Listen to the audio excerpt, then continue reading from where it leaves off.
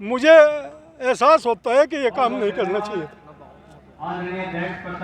तो इसलिए मैंने ये निर्णय लिए और आगे की कार्यकारिणी को मैं अच्छी तरह से जो मेरे से गाइड करेंगे उसे करता रहूँगा। आपके लिए भागीदारी नहीं रहेगी अब आपकी? नहीं, भागीदारी मुझे एज ए आम किसान आम जाट भागीदारी रखूँगा। मेरे से कोई सलाह लेंगे उसकी सलाह दूंगा, क्योंकि मैं ऐसे काम में नहीं रहना चाहता जिसमें गुंडागर्दी, बदमाशी, चक्कू की नोक पे काम कराने वाले लोग जिस कौम में पैदा हो गए हो, डरे मारने वाले, हत्या करने वाले लोग, उस कौम के लिए काम करने का क्या फायदा है? नहीं, भावुक होना निश्चित बात है।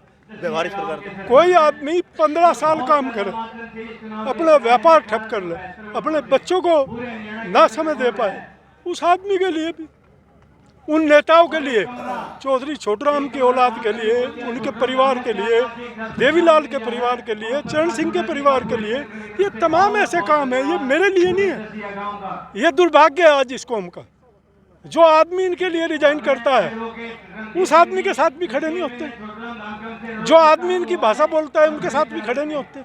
जो आदमी सरकार से इनके लिए लड़ाई लेता है, राजनीतिक आदमी, उसको भी ये क्या मानते हैं। तो ऐसे कोई ये कौम ऐसी नहीं है। इस कौम में 200, 300, 400 गुंडे और बदमाश पैदा हो गए हैं जो भाड़े के टट्टू की तरह काम करते हैं। इसलिए मैंने निर्णय लिया कि इस कार्यक्रम को मैं हरियाणा के लोगों को सौंपूं, जो बार बार ये आरोप लगाते थे कि मैं यूपी से आया। हालांकि इस आंदोलन में हरियाणा के अध्यक्ष ने निर्णय लिए, हरियाणा के लोगों ने निर्णय लिए, हरियाणा के लोगों ने सारे समझौते किए। मैं राष्ट्रीय अध्यक्ष हूँ, आज हरियाणा का ही राष्ट्रीय अध्यक्ष है। यहाँ के लोग, जब हिसार में कोई हत्या होती है, आंदोलन में शहीद होता है, रोहतक, झज्जर, सोनीपत का कोई आदमी उसकी मदद करने नहीं जाता। 2010, 2011, 2012 वहाँ के लोगों पे केस दर्ज होते हैं तो यहाँ का कोई आदमी नहीं जाता। लेकिन जब यहाँ के लोगों पे केस दर्ज होते हैं तो उसको हवा में उछाला जाता है। उस पर जिस तरह की दादागिरी, गंदगी यहाँ पैदा की जाती है, मैं उससे क्षुब्ध हूँ। कौन है इसके पीछे? इसके पीछे राजनीतिक लोग हैं जो समाज की एकता को भंग करना चाहते हैं, केवल अपनी पारिवारिक एकता को जिंदा रखना चाहते हैं। मलिक साहब, कल किन लोगों ने के साथ समझौता हुआ यहाँ का? नहीं, समझौता हुआ, सामाजिक समझौता है। उनकी मांग है, नई कार्यकारिणी आ गई है, वो बैठ कर निर्णय करे। अब जो छोटूराम धाम पूरे देश के लिए बना, उसको ये गांव में समेट लो और जिले में समेट लो, ये इनकी मर्जी है। मैंने जिसकी नींव रखी थी, मैं उस कॉलेज में पढ़ा जिसकी नींव 1924 में चौधरी छोटूराम ने रखी थी। मैं उस कॉलेज में पढ़ा, 10+2 मैंने वहाँ से पास किया।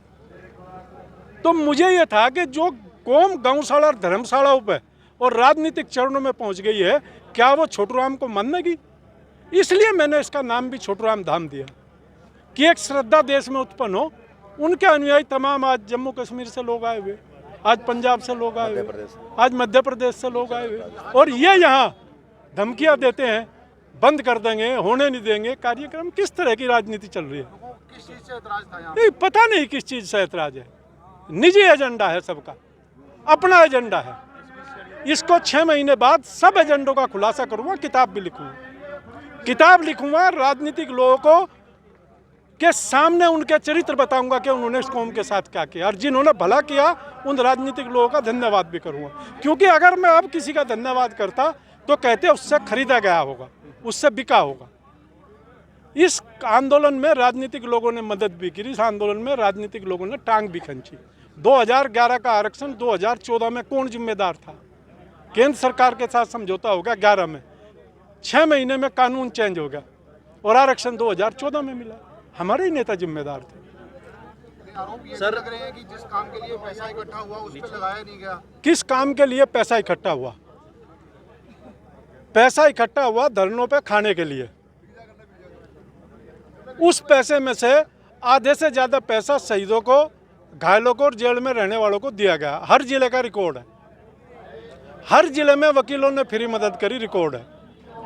उसके बाद जो भी पैसा यहाँ धाम में आया 12 से 13 करोड़, वो कमरे का दान बोल के गए हैं, वो 21,000 दे के गए हैं। वो आरक्षण के लिए इकट्ठा हो रहा, वो छोटूराम धाम बनाने के लिए इकट्ठा हो रहा। जो पैसा यहाँ आरक्षण के चंदे से आया वो लगभग 1 करोड़ 50 लाख है, लगभग। जो आदमी 21,000 रुपये की रसीद यहाँ निर्माण के लिए कटवा के गया, कमरे का दान दे के गया, उसका नाम कमरे पे नहीं लिखेंगे? पैसा किस काम के लिए इकट्ठा हुआ? आज यहाँ जो आपके सामने पैसा बुला, किस काम के लिए बुला? क्या ये आंदोलन के लिए बुला? कल को आरक्षण की मीटिंग में हम इसका इस्तेमाल कर सकते हैं? एक पैसा भी आरक्षण के लिए इसमें से इस्तेमाल नहीं, उसके लिए अलग सिस्टम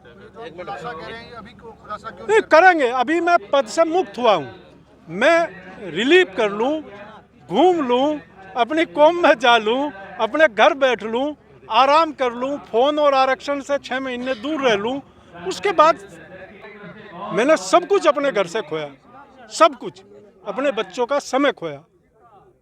सर जो लोग आपके साथ थे वो आज यहाँ पर नहीं है, उनको क्या कहना चाहेंगे? क्या कुछ मेरा ये संदेश है, ये मेरे साथ कौन नहीं था और कौन है। मैंने ये यात्रा 2006 में शुरू की, 2009 में छोड़ के चले गए लोग, आज राजनीतिक दलों के टिकट मांग रहे। 2010 में छोड़ के चले गए, जब पानी रुका आधे छोड़ गए। क्यों? सरकार। 11 में रेल रुकी, यहीं के हरियाणा के लोग छोड़ के चले गए, नारी संघर्ष समिति बना ली।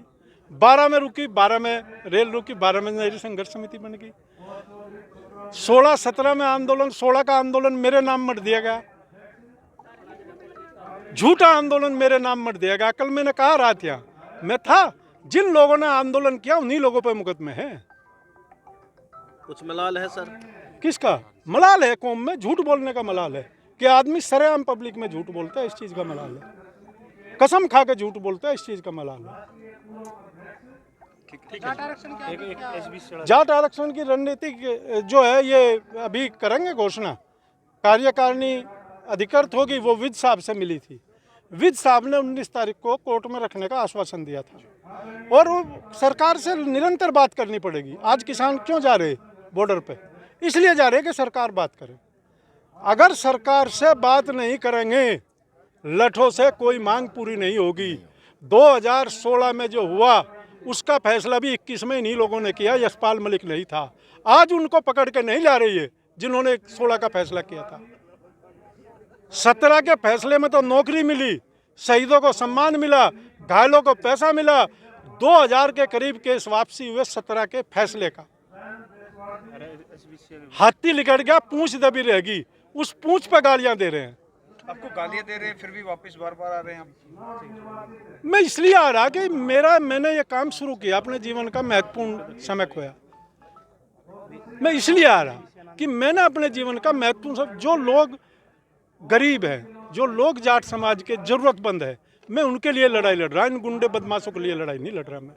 मैं उनके लिए लड़ाई लड़ रहा जो अपनी आवाज़ कहीं जाकर नहीं बोल सकते। मेरी लड़ाई उनके खिलाफ, उनके लिए।